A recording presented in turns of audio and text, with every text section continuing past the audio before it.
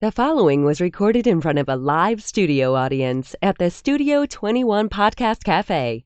This is the United Podcast Network.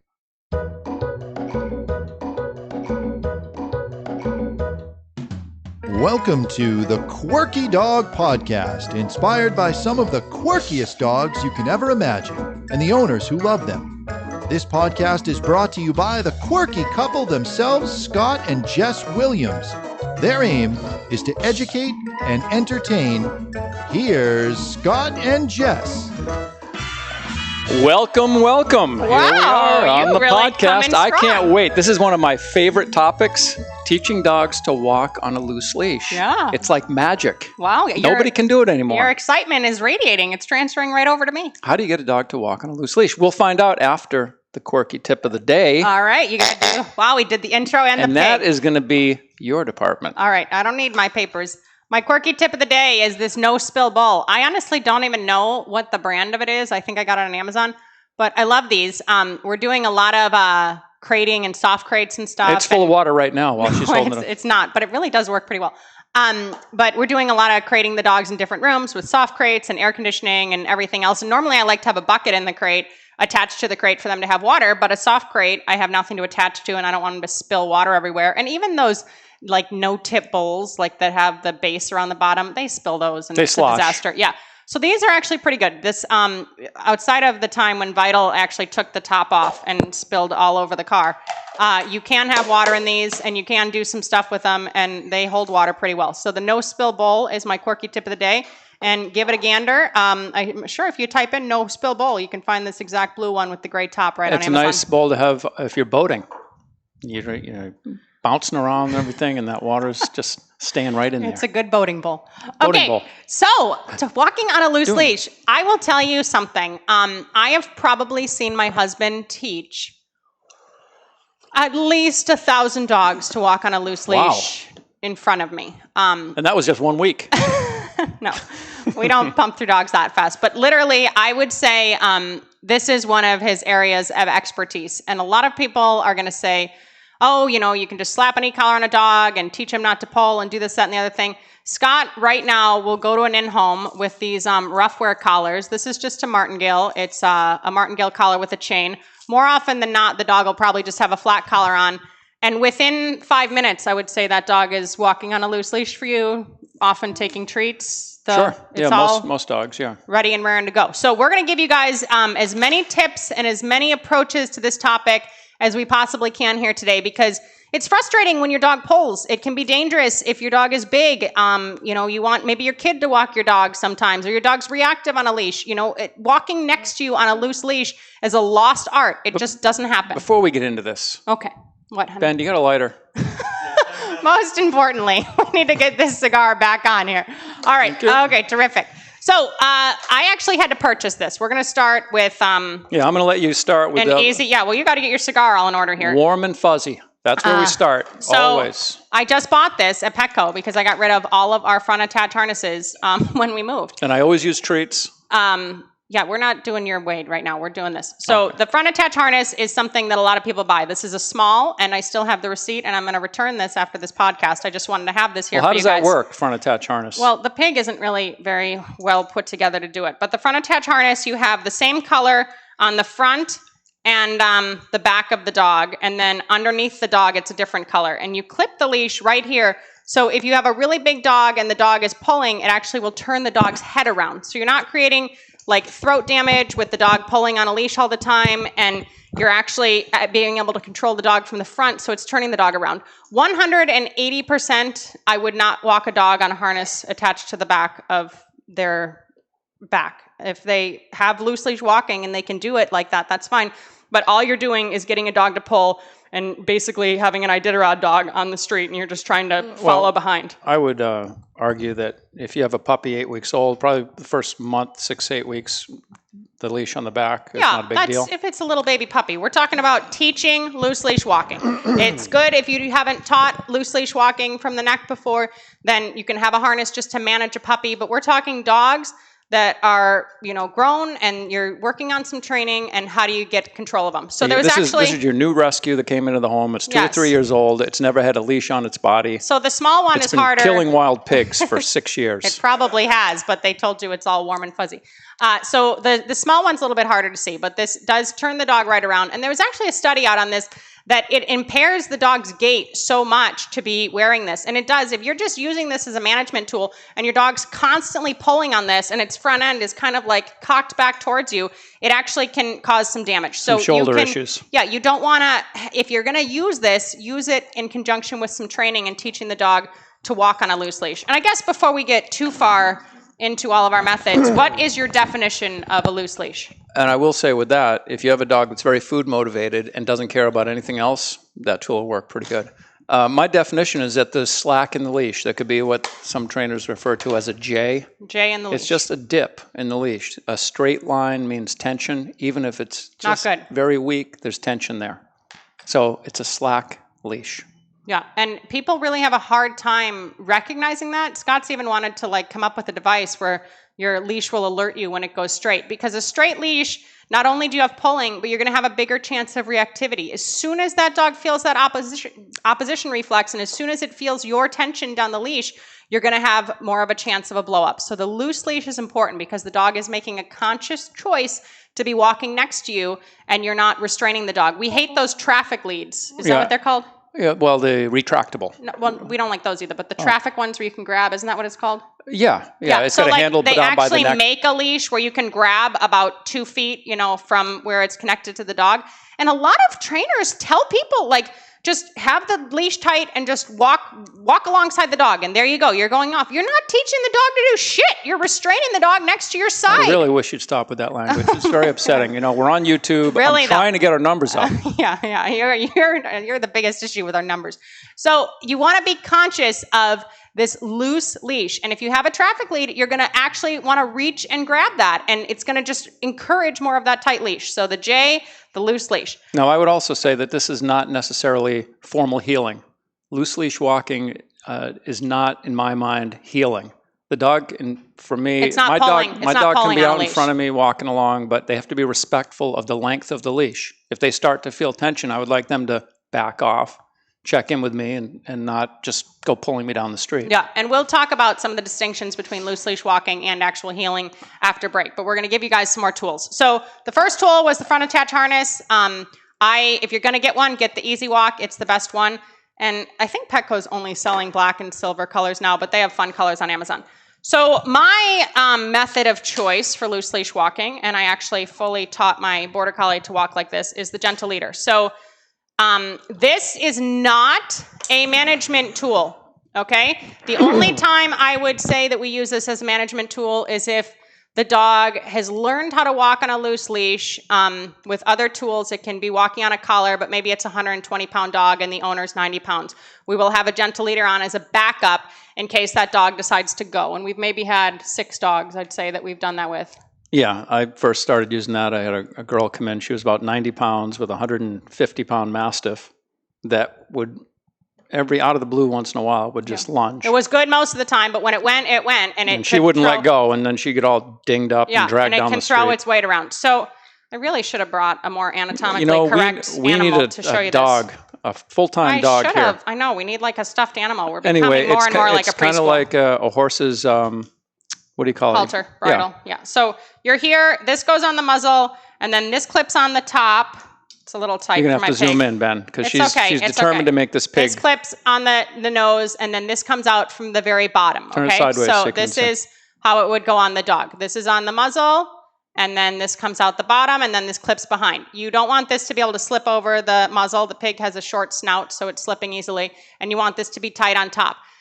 This clip here on the bottom, I like to put a slip collar also, just to make sure we're safe and sound. So I put a slip collar on also, so I can connect to both and just be careful. Now, why I am saying that this is not a management tool, and except that exception of the really small owner and the really big dog and this unpredictable lunging or just heading for the hills. Tell us why you're saying that. These are dangerous. Dogs should not be pulling from their neck and turning back and barely being able to get to what they need to get to. If a dog is on a long line, playing with other dogs and this is on, of course you can cause a neck injury. I'm talking about using a gentle leader is what this is, and this is my favorite brand for this. I think that these are banned in a few states, aren't they? Oh, stop it. This is a gentle leader. I like this better than the Halti or whatever else, and I'm using this in conjunction with training my dog to walk on a loose leash. So that means that I've created a lot of value for being next to me. My loose leash walking or my heeling would be that the dog is going to sit when I stop. If the dog comes out ahead a little bit, I can just gently take this bottom of the collar and bring the dog back into position. If it's screwed up, it's not going to get a cookie for screwing up. But I taught Vital how to walk on a loose leash with this, and it transferred to a collar quite well. And I was very happy with using this method and this technique. Now, what I just described is hard for a lot of people. So I came up with this super cool way of doing it. And actually, I have to do a course on this at some point. But I have 2 leashes on the dog where I have a flat collar on the dog. This is my flat collar from the Oprah Winfrey show when I was on it. I just happened to pick that one. Name drop. Little side note. And I have a separate leash on the gentle leader, okay? So I have 2 leashes now. And the reason for that is dogs don't freaking like this thing in their muzzle, and there's a lot of counter conditioning, and the more they paw it and get you to stop because they're messing with it, the longer the walk takes. So I have a second leash on the collar that I can move the dog around with rather than have it attached to the dog's muzzle. And while that may sound confusing, and I've honestly never seen one. It's a hell of a lot of work. I've never seen, it's easier to transfer to pet people, but if you do buy this product and you say, oh my gosh, this isn't working that well, just put this on your dog's nose. Don't even attach a leash to it at first, and just walk the dog around with the collar. Just get them used to wearing this. But the gentle leader, I would say, is a great tool if you don't want to use aversives. But you need to train the dog to walk with you, and you need to have obedience there. Don't just have the dog's head coming, always cocked sideways, and it's always wanting to go the other direction. That's not the best way to utilize that tool. Sounds like a little bit of an aversive to me. I know, a little bit. All right, so now I want to talk about walking from the neck. So Scott would maybe use this on an in-home or a flat collar like I had there. I also have these reduced loop martingales, which I really like. So it goes in the dog's head as so, but then you can tighten it if you need to. So these are kind of the variation of flat collars. This is a martingale with a chain. This is a regular flat collar, and then this is a reduced loop. I think you can get these online, but I always get them from specialty collar stores. What the hell are you going to teach a dog with that? Come on. You could teach a dog to walk on a loose leash with this in 2 seconds. So explain that process of when you're using a collar on a dog, how you kind of create this whole loose leash walking. I like to use the martingale style collar only because most people have their flat collar on their dog too loose. Yeah, and we don't want the dog to get lost. Some dogs have learned how to just back and get that thing right off over their head. I don't want to lose a dog on the street. So if the dog pulls... Or anywhere, really. Yeah, if the dog pulls, this is going to get smaller, and there's no way the dog is going to slip this over their head. I do traditional dog training. So if the dog is wanting to just take off as soon as it's on a leash, shooting out in front of me, I'm going to change direction. But the difference between what I do and what I see most owners doing that do the changing of direction is that they're just guiding their dog back, and then the dog shoots out that way, and they guide their dog this way, and they just go back and forth and never make any headway at all. So I time it so that if the dog is shooting out ahead of me, I don't give the dog less leash, I give the dog all the leash. So that the dog is getting the full 6 feet, 5.5 feet out in front of me. And right before it hits the end of the leash, I'm turning and giving it a quick pop on the leash. And with this chain on this martingale, it makes a little, kind of a noise, which gets their attention if you pop it quickly. And as soon as they turn, like, what the hell's going on? I'm inviting the dog back to me. Come on, let's go. And they're meeting me with food, or I'm meeting them with food as soon as they get to me. And that'll get the dog... Typically, 9 out of 10 dogs, within a few moments, getting the dog to walk, not perfectly, but then they're only, a foot or two ahead of me. They're getting the idea. They're not pulling anymore, and the leash isn't tight anymore. And then I will start doing left turns. When I get the dog to not pull, but they're not really in a heel, then I will start doing left turns into them, or even an about face, but turning into the dog. Rather than going over your right shoulder if the dog's on your left side and accommodating the dog and letting him loop around. And then I'll start using the verbal cue of heel right before I turn into them. So ideally what I want the dog to be thinking when they hear the word heel, a puller, is not to pull, but to actually back off a little bit. Something's going to change. And I tell people the way I get dogs to work with me right away is doing the directional changes, turning into the dog, right turn, left turn, changing the pace is really a big thing. A lot of dogs that pull, it's because the people go right into this kind of unconscious pace. They're doing their walk, whatever that is. I'll tell them heel, they'll just start going. If you start walking really slow, the dog is going to be like, what the hell's going on? They immediately look at you like, why aren't you going? This is what we do. Mm-hmm.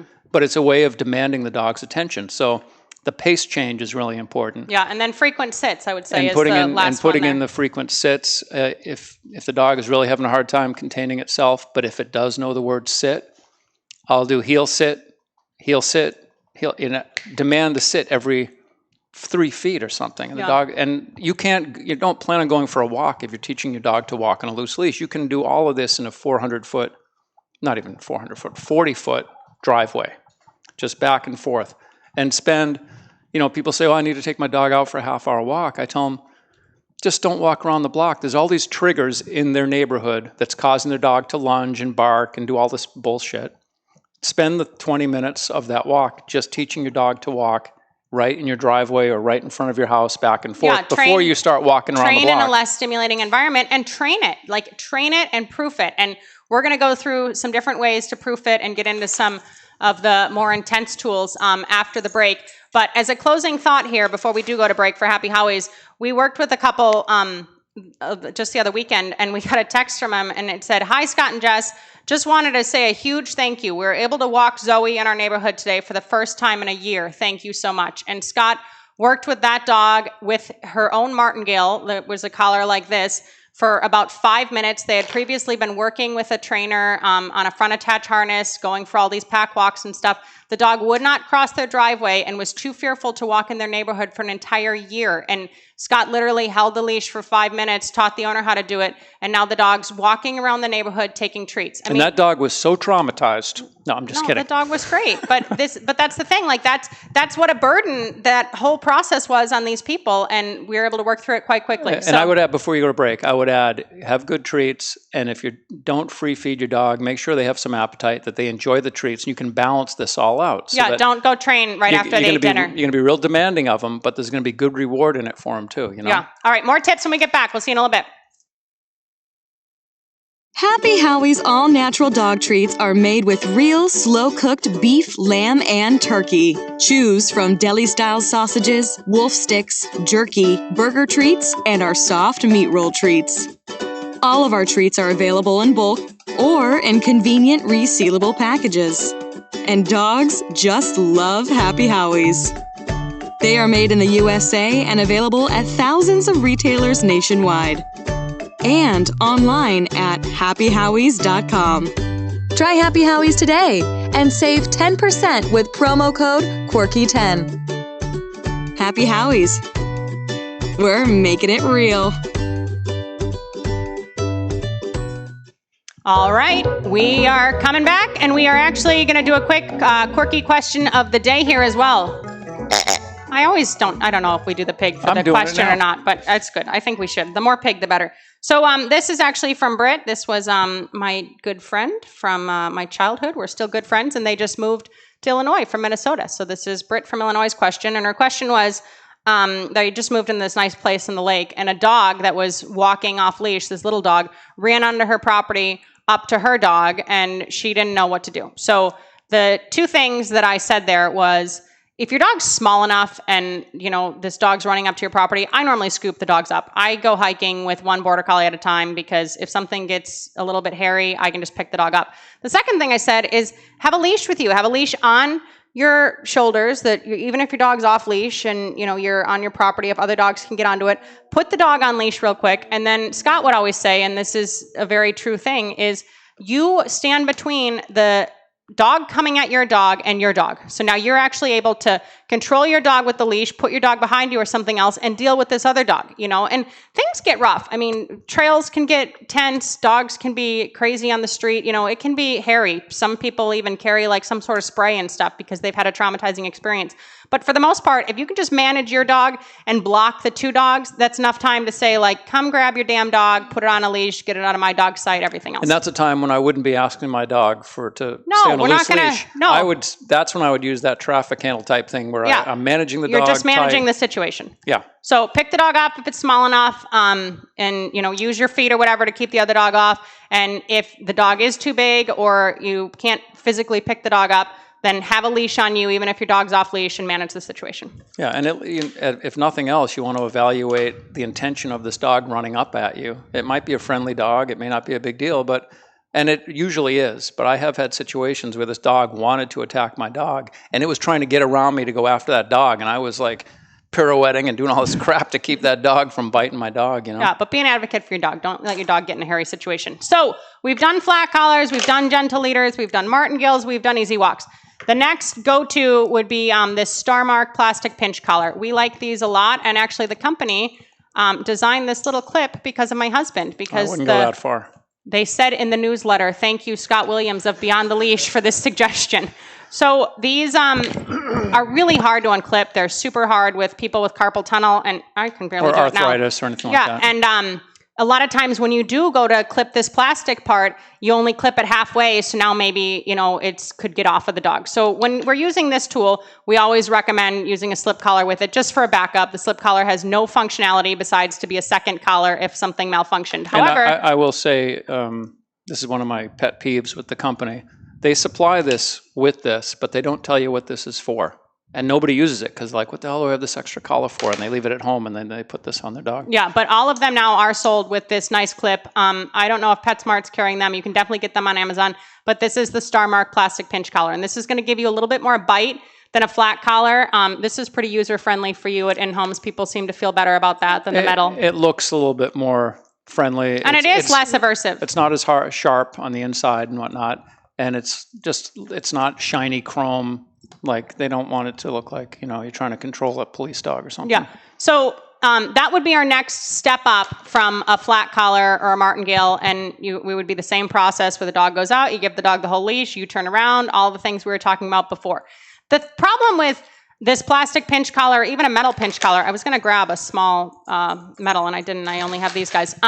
Is if the dog is just pulling on that collar, it's no more effective than a flat collar. You can have a dog pulling on a plastic pinch or a metal pinch just as easily as it would pull on a flat collar within a week's time. You need to actually teach the dog to walk on a loose leash with these tools if you're going to use them.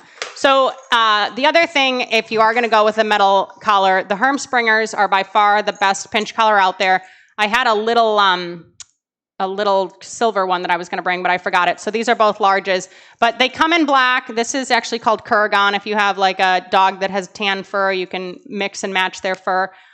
These are a bitch to clean, but they do look nice and shiny. And this would be the last go-to if the dog is not really responding to the plastic pinch. Some dogs have a really high pain tolerance. They have a lot of fur on their neck. They don't care about this little plastic thing on them. So then that would be the next go-to is the metal pinch collar. Yeah. That doesn't have as easy of an on and off. So you do have to get good about doing the prongs there. And then we would recommend a slip collar for that also. So the dog is always wearing a backup collar if you did do something and malfunction when you put this on the neck. I was going to say, before I met you, I never heard of anybody concerned about cleaning their pinch collars. Well, I wasn't the one that ruined one last week by putting it in vinegar on the stove. So, you want to be conscious of whatever tool you're using, you're actually teaching, okay? And walking from the neck is good because the dog doesn't have to be pulling and you don't have to be that hard on the dog. So I want to break down a little bit what heeling and loose leash walking looks like and how specific that is and how you do that. Yeah, this occurred to me, this other thought, I am going to get into that on the break though, is that none of this stuff is going to work if you feel it's a hassle to teach your dog to walk on a leash. If you're not bringing an intention of, I want to teach my dog how to walk politely on a leash, you're never going to get it because it's just a hassle. You get enough hassles in your life. You just don't want to deal with it and it never is going to get fixed. You have to actually decide, hey, I want to focus on this. I'm going to make it happen. And it does make your life a heck of a lot easier. Even if it's just that one time a year when you go to the vet and you clip the dog up, you want the dog, people literally are barely able to stay on their feet. Their dog's pulling them in the door so much, or they're just, running at this, that, and the other thing, jumping on everybody. I mean, it's embarrassing. It's nice to be able to have a dog that you can take out of the car and walk safely into a vet's office. And even if you don't want to walk your dog on a leash, teach it to walk on a leash so you can make your kids take it out on a leash. It's not dragging them down the street. And the carryover of teaching your dog to walk on a loose leash is tenfold. It transfers into the house. Yeah, whatever you're doing in that exercise outside of the house changes the dog's behavior in the house, because now there's being more structure being put on the walks and everything else. So somebody lives in the city in Boston. They don't have a yard to take their dog out to go to the bathroom. Explain how this loose leash walking and pottying and everything ties together.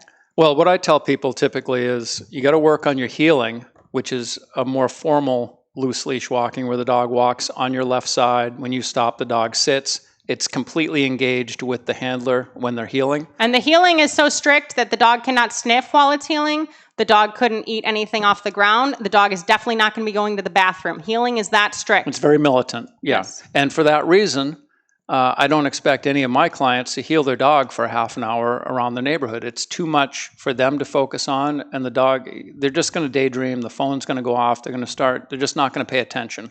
So I tell people, the time to be working on your heeling, let's assume that you've taught your dog some heeling. When you put the leash on in the house, you establish control right there. You don't go out the door with the dog pulling you out the door. You make the dog sit at the door.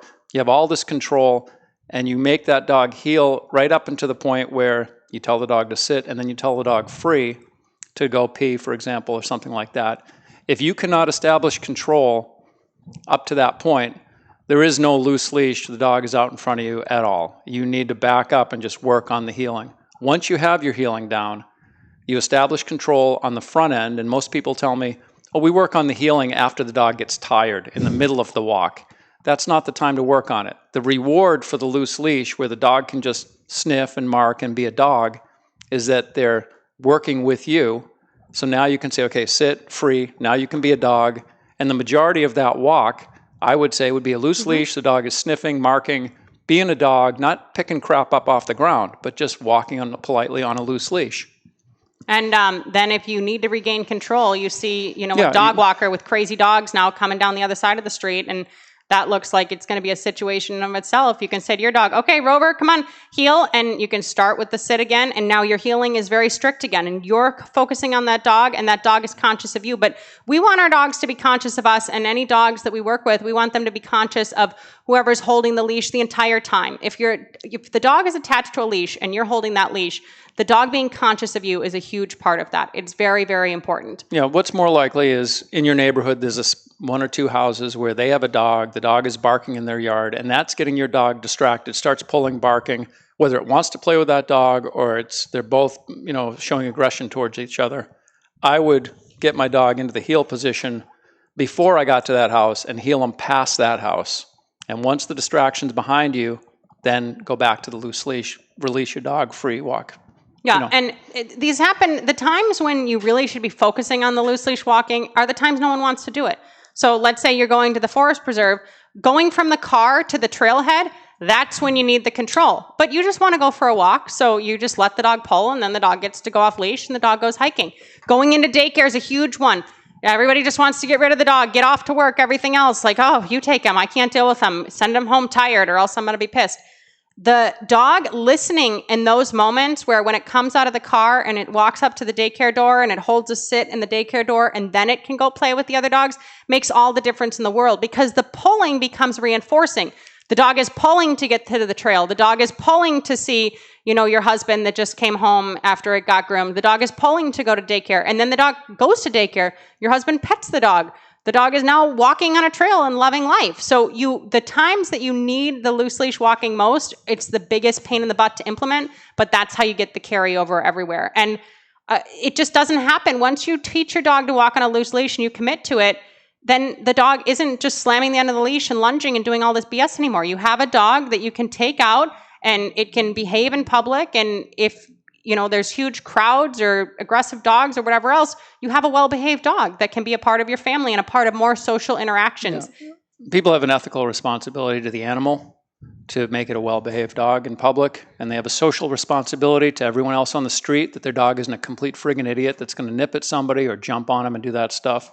So if you're going to own a dog, this is part of dog ownership, in my opinion. You just got to suck it up and deal with this stuff. The dog has a better life if you guys are able to take it out places. I know it's embarrassing when your dog's acting like an idiot. I know that it's stressful when the dog's, lunging and, trying to jump on kids. We get that. We know that. But if you just take the time to focus on this and commit to it. If you focused every day for a week and you thought, all right, I'm going to hunker down and I'm going to make this happen, the change would be amazing. And this couple that emailed us and said, thank you so much. It's been a year since we were able to take our dog out in the neighborhood. We first did an online consult with them too. So we're going to put a link for our online consult in the bottom of this description of this podcast. So if you guys do have any questions about any of this stuff, or you need to get over the hump, let us know, because it is hard, you guys.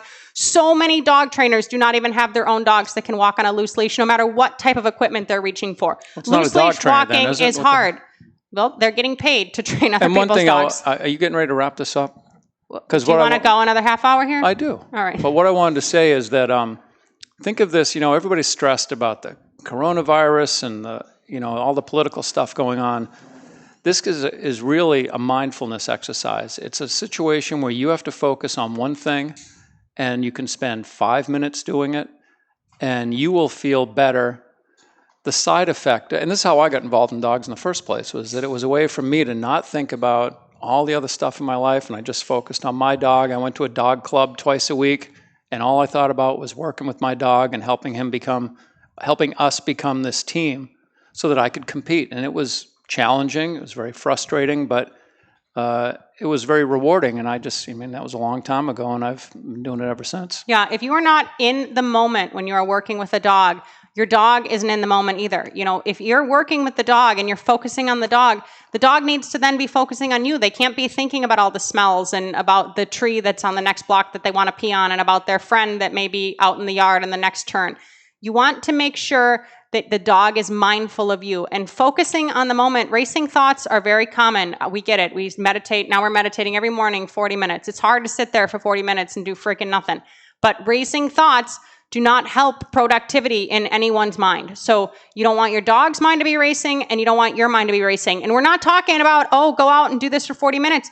Try it for 2 minutes. Try it for 5 minutes. Try it in your driveway. Try it in your kitchen. Make something happen. And when you're using food, do not just lure that dog around with food. Use food as a reward, because if luring the dog around with food worked, then you wouldn't have the pulling and the lunging and the barking and everything else. The dog stops giving a shit about the food at a certain point in time, and that's when you need to have actual training to back it up. And the dogs, their genius is their ability to read body language. So they're almost telepathic in whether or not you're paying attention to them. They know whether you've checked out mentally. Like, they can just sense it like that. Yeah, they'll keep you on your toes. They'll hold you accountable. And remember those left-hand boxes, frequent sits, and pace changes. That's why dogs walk so great when somebody's walking them with a walker sometimes. They're like, what the heck's going on there? If you cut your pace down a quarter, like Scott always says, heel to toe walking, that dog's going to be like, hey, what happened? Are you okay? Are we in this together? What's going on? They're going to focus on you. Reward those moments. That's what we want. We want a dog that's conscious of you, okay? That's really important in dog training and dog owner relationships. Yeah, think of it as a meditative walk. If you've involved it in Tai Chi, they have one exercise that's meditative walking. And it's a slow motion walk, and it's not easy to do. But you have to focus on what you're doing, and it can drive you crazy if you don't want to be doing that, if you want to do something else. So this is our gift to you. Not only will you have a better behaved dog, but you will have a clearer mind and a happier life. Take your dog to Tai Chi. If you need anything from us, guys, studio at thequirkydog.com. We do have that consult link in the notes for today. And in the meantime, keep it quirky. Thanks, guys. See you next week. I got to go return my front attach.